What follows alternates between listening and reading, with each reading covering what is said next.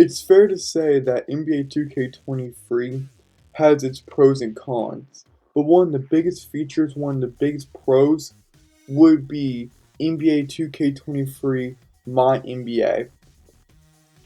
Hands down, it is the greatest 2K game mode ever, as you're able to recreate history in any time period you want. You could be in the 80s, 90s, 2000s, or even present day. So in today's episode, we're going to be looking at NBA 2K23 MyNBA, that game mode, and we're going to break it down. We're going to talk about it. We're going to talk about the truth about NBA 2K23 MyNBA. It's such a fun game mode, but there's a lot for me to cover. There's a lot for me to go over, but it is super fun, and I'm going to explain to you guys why. And if you're watching this on YouTube or anywhere else we are streaming the video version of this episode on, or this video on, you're in luck. Just instead of hearing me talk for like 15-20 minutes, how long the episode's going to be, you get to watch clips of 2K footage featuring gameplay from the 80s, 90s, 2000s, and even present day. I'll even throw in some WNBA footage because I'm so generous. Look at my generosity shining. But as I just said a minute ago, this is hands down the greatest 2K game mode ever. Right? This is revolutionary. This is just game changing. You can have my career all you want, my team. You can have whatever you want. And those are cool in its own respect, in its own right. However, my career's taken a hit to make your own players. So I'm gonna make more 2K content, but just to give you my feelings on it, my career has gone down. The storyline has gone down. Not playing in college, I'm on the fence about that one. I like that we're able to get to the draft and what's it like? Yeah, so you're able to get to the draft, you're able to pick your own team, but then you're hated and you go down that route. I like that storyline, but I also like the 2K20 and 21 storyline. My team's fun. I'm not very much of a rec park kind of guy. I don't want to just head down to the park and just duke it out. So for me, my NBA is all about that because I want to feel nostalgia. I want to feel like you're in 80s, 90s, 2000s. Heck, even the present day, but present day is not really fun, so 80s, 90s, 2000s. Because everything is changeable. You can have any scenario play out in your head and make it a reality. Who wouldn't want to do that? If you want to reminisce in the good old days of Kobe and Shaq, Michael Jordan winning championships, and the Larry Bird and Magic Johnson feud, why not? Why not do that? Celtics Lakers in the 80s, maybe early 90s. Then you get to set yourself up in 1983, heading to the 84 draft class with Jordan. Or then you can go to the 90s. You can simulate that with Jordan winning all those championships. 2002 with Kobe and Shaq. So you have the Bird Magic era, you have the Jordan era, you have the Kobe era, and then you have the present day era with Stephen Curry on it. Because of course, guys, for championships. But if you want to feel nostalgia, you go to this. Because you can reminisce in the good old days. If you grew up in the 70s and you watch 80s basketball, or you were able to watch 90s basketball, 2000 basketball, whatever it is, you get to relive those good old days. We've never seen this before. Each era is graphically and mechanically detailed to that time period. The logos are different for each time period. Players' ratings and what they can do within the game is pretty accurate. The moveset changes throughout the period. The scoreboard's different. And it's even simplified to that era, which is very cool. There's custom TV filters, true-to-day attires, courts. There's even up-to-date rules accurate to time and so much more. I'm not even kidding you. When you see how much detail they give into this game, it is truly incredible. Like, they give you the option just to pick any period that you want, any era. You get to go in there, and you get to do whatever you want. It's all accurate. All of the players are in there besides two, and that would be Reggie Miller and Charles Barkley. Right? So they didn't give up their likeness. They didn't want their likeness to be in the game, so those two guys aren't in there. But not 2K's fault. So even without those guys, it is still very, very likable, very, very enjoyable, and it's still very realistic. Like, when you're able to match with the commentary team, the visuals to a T, how everything interacts. Like, when you go for the 80s and early 90s, but let's just focus on the 80s right now, you weren't taking three-pointers. And when you look at the ratings of a lot of these players, sure you had Larry Bird, sure you had other guys like that, but those are their own separate breed. They were able to figure out that game. And even though you figured out that portion of the game, they really didn't incorporate that unless it was like in the three-point contest, during the All-Star break, during that weekend of fun. So when you're looking at the ratings and you're breaking it down and you're seeing their attributes, you're not seeing Hall of Fame badges, gold badges, bronze badges, silver badges, whatever kind of badge of three-point shooting, of deep shooting, right? It was more mid-range shots, layups, and some dunks, right? Larry Bird was more dominant in badges when it came to passing, playmaking, shooting, but within the mid-range area, within the perimeter, right? You never saw him take a lot of three-pointers. It just was never his attribute skills. Like, he had that attribute, but it was never going to weigh higher than the close shot or the mid-range shot, right? So it's really cool when you see that. So when you try to hit a free, it's hard because they don't have a high rating, like Stephen Curry, LeBron James, Kobe Bryant to a certain extent. Reggie Miller's in the game. Ray Allen, he would not have the same as Ray Allen. So there's a lot of pros and cons to when you're in the 80s and you're like, well, I'm a three-point shooter. But it's so realistic that it's like, you can't do that. Now, if you're a mid-range guy, all day you would do that. So I just like how everything is graphically and mechanically detailed to that time period. There's things you can do. Defense is more physical, more tough. Defense is more prevalent there. Defense wins championships. That was 80s, 90s, 2000s. No longer present day. Now all offense wins championships, as has been proved by the Golden State Warriors dynasty and the Cleveland Cavaliers making that 2016 run for the championship and winning it all. But you gotta see where I'm coming from. So it's really cool to see how the rules adjust. Like, you can commit harder fouls. You can do more hand checking. Things become illegal, become illegal. Right? And I like how you go through each era where they tell you the changes are happening each season. Like, a new expansion team came in. Like, the Hornets, when they first came in. It was like they were called the Bobcats. When you saw different teams come in to play. When you saw stadiums being rebuilt. When teams are relocating. And all that cool stuff. But you got background. You're like, okay, you're getting out of the Bird era and you're going into the Jordan era.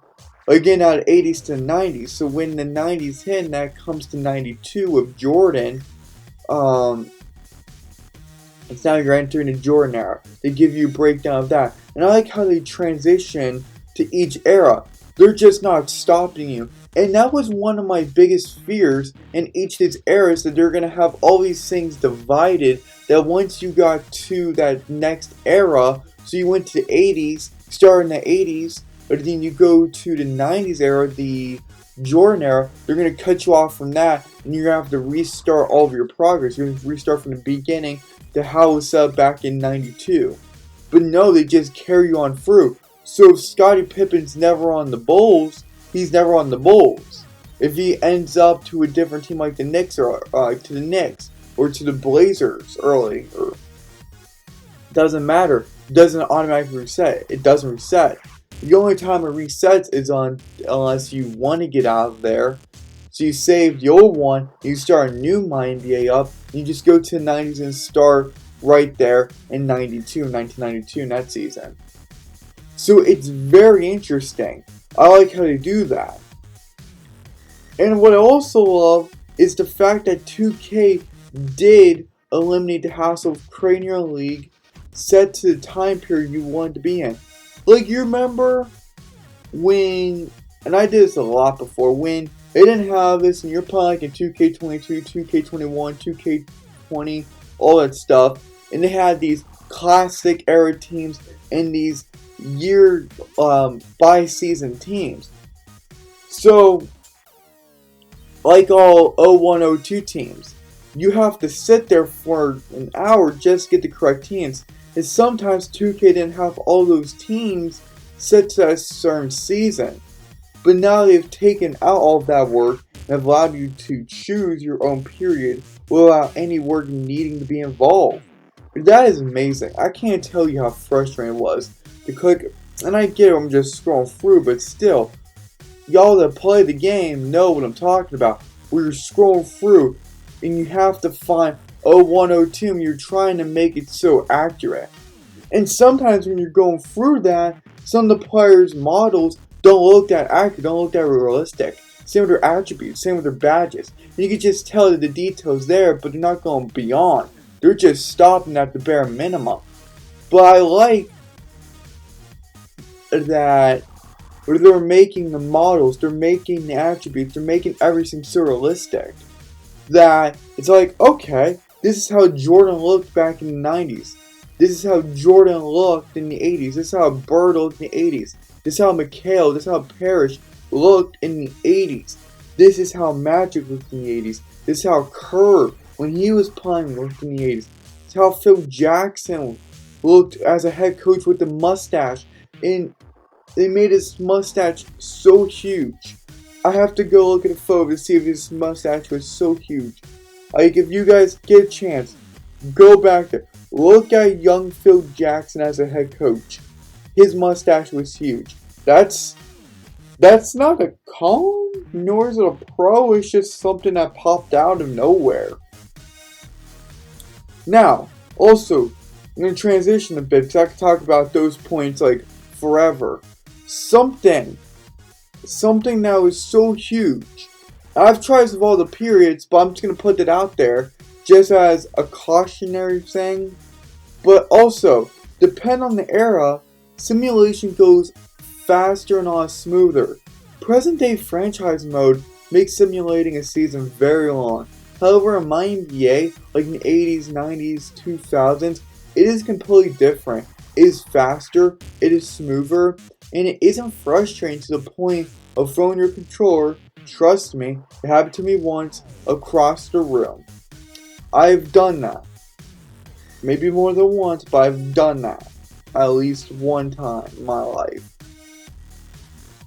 And it's actually something where you can compare it to other games and franchise modes, EA, and you could tell that 2K capitalized on, well, when you're going through these seasons, it's just too long. People don't want to go through all of that.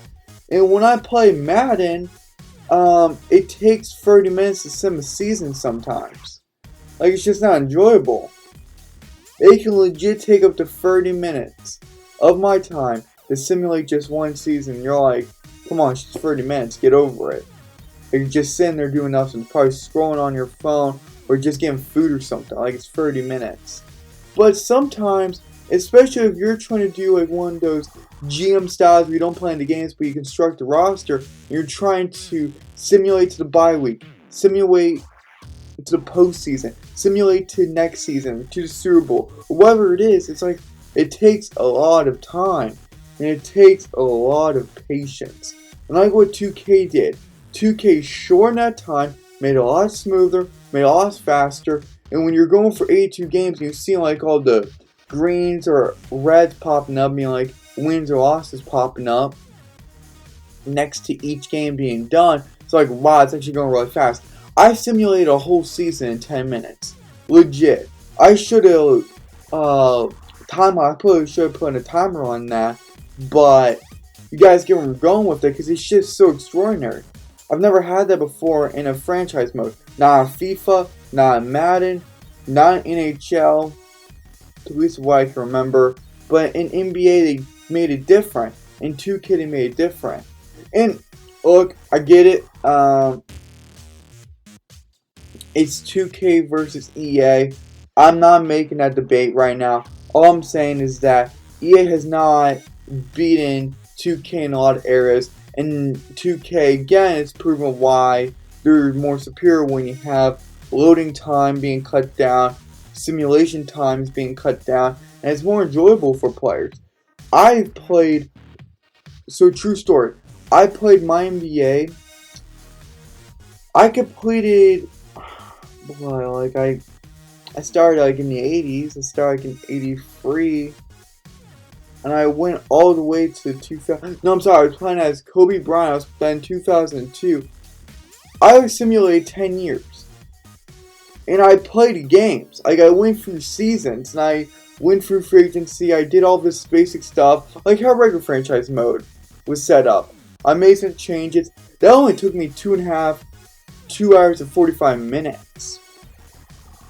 Think about it. That's a huge difference. I've tried simulating 10 years in Madden. There was no simulating 10 years in Madden. They had an option, but you didn't want to take the option. You would have been there for 5 hours. Because there was this one guy who tried doing that before, and it legit took him a whole day. Now, could have been doing other stuff? Sure. But I'm just saying, there's a point to be said. There's a case to be made because it's like, at some point, it's like, okay, we gotta cut this down. We gotta make it a little more fun. Like it, maybe it's just me, but that was always something that I was always like, that was just one of my cons of 2K because it's like, why? Why do you gotta do this to me? I just want to simulate a season. But in MyNBA, in this game mode, they changed that. 2K capitalized on speed, and they did it efficiently. They did it really, really well. Now, let's get into more of the bad things. Now, there are many bad things to say about this game mode. Could some of the models for that player be off? Yes. Like Steve Kerr in the 2002 season, just using him as an example, it wasn't that realistic. I believe he was on the San Antonio Spurs at that time. Pretty crazy of a career he had. He has like 10 championships as a player / coach. Like, dude's stacked. Like, he's going nowhere. Like, dude has like unlimited knowledge and unlimited gold at his house. Not if you can't, But yeah, so you have some of those models. It's not that, sometimes not that realistic. Just the appearance is off, and it's like, okay, sometimes that can be misjudged. It's like, what are you thinking here? It's not like what Ginobili looked like. It's not like what Kerr looked like. It's not like blank player looked like. That example player looked like. Also, could we just say that the fake players like Jared Antetokounmpo is a bit interesting and maybe not necessary? Yes, it really doesn't mean a whole lot when it comes to the era, but in the end, it doesn't change a whole lot, but it's still baffling nonetheless onto why 2K put fake players into the game. Like, I get it, like, I came across Jared Antetokounmpo. I've seen other people come across him, and other guys, like, who are present day names, like first or last names. Most likely last names, but it's like, yeah, so we have Jared Antetokounmpo. Is that supposed to be like the father of Antetokounmpo? Like, are we supposed to sign Jared over here and just make him this goat, this overpowered goat or something? Like, I've never seen that before in any 2K. Maybe I never paid attention to it, but I honestly really never saw it of anything until I saw that. Yeah, I found that really funny. And yeah, so it's not the biggest thing in the world. It's not like a con of the game. I'm just finding it really pointless and maybe not necessary. Like, really not necessary. But I just found it interesting.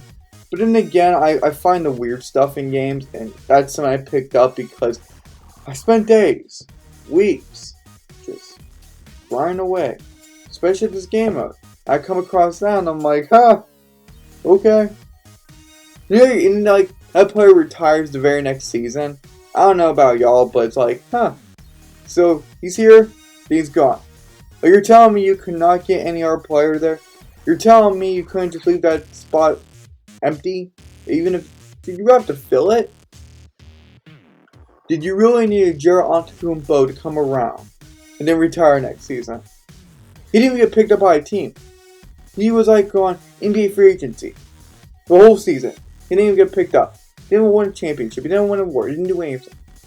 I was thinking recording his stats. But I can confirm that is the long lost father of Giannis Antetokounmpo and all of the other Antetokounmpo brothers? Or is it Antetokounmpo bros? I have no idea. It's something. Antetokounmpo bros. So I don't know, whatever their nickname is. But as things go, there aren't really many bad things to be said about this game mode. And I know that previous sentence did not make any sense, but there's really not many things to say negatively, poorly about this game mode. This game mode was one of the few reasons why I got this game.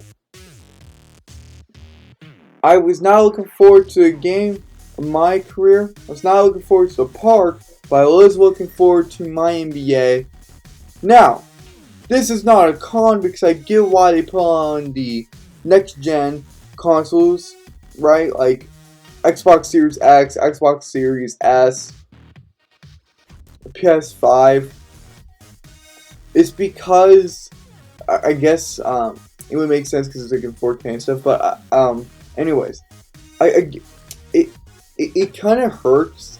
And I was just through this before I got the Xbox Series X. Or that you can't get this, nor can you get WNBA. But mainly, you can't get this game mode unless you have the newer next gen consoles. So that hurts you. If you got like an Xbox One or a PS4, no bueno. You guys are solid. I had a guy message me. I had people message me before. I'm like, hey, since you're talking about 2K now, when I was going for all those reveals, I'm just going through, just checking badges and stuff. Like, hey, while you're on this subject, where's MyNBA? And I have to explain to them that it's on the new gen consoles and on the next gen consoles. That you can't do anything. If you have an Xbox One, you can't play. If you have a PS4, you can't play. It has to be Xbox Series S or X or PS5. And that's the only way this game mode can be unlocked and played. Now, moving on to that, just pushing past that, overall, this game mode is super fun, super realistic in many areas, challenging, nostalgic, and never gets old even if you replay eras. I have replayed all of the eras besides present day because I get to do enough with present day as it is, right? I could spend like weeks, like 2 weeks on just on this. But yeah, there are so many possibilities that it's kind of endless. Even if you're a diehard fan of NBA 2K or a casual fan of the game, you're really going to find this cool to play. I find this game very fun and very enjoyable, as there hasn't been anything like this I've ever seen before in any game. The amount of detail and effort they put into these eras are incredible and should not be taken for granted. Trust me, They are currently beating EA, and it isn't even close. Especially when 2K is doing stuff like this. And I'm just comparing franchise modes and interactive modes such as these. I highly suggest playing this mode. I highly suggest getting the game if you haven't, as you won't regret it. MyNBA mode makes a very compelling case to get the game, as it was one of the main, if not the main, driving features of NBA 2K23. From first-hand experience playing this game, you will enjoy it, hands down, without a shadow of a doubt, 100% confident you will enjoy it. And real quick guys, before I sign off on this video, I just want to let you know, if you're in there, if you're in the Patrick Ewing draft class, have the Chicago Bulls instead of worry about Scottie Pippen. I guess 2 different draft classes, but I found this really fun, have Patrick Ewing and Michael Jordan when Ewing is a rookie come in and have the greatest duo ever, Ewing and Jordan, try to win championships, or have CP3 and Kobe try to win championships down in LA. You remember that whole veto trade where Sterling just pretty much vetoed that? I couldn't, like, when I remember that, it was just tough. It's like, wow, Kobe's career could have been different. Wow, Kobe almost left the Lakers. Like, there was a lot of stuff happening, but there's some fun stuff you can do. I would even try getting Shaq. Try to get Shaq, Ewing, and Jordan all on the same team. Trust me, it can be done. If you guys want to actually see how you can get Shaq, Ewing, and Jordan to play on the same team, just let me know. Comment down below, especially if you're on YouTube. Comment down below, because I will have screenshots. I will send out videos for that, because why not? But yeah, if you guys want to see that, I will upload another video here soon. It is Friday morning, 8 a.m. Have a great rest of your day. And yeah, I'll see you guys on the next episode / video.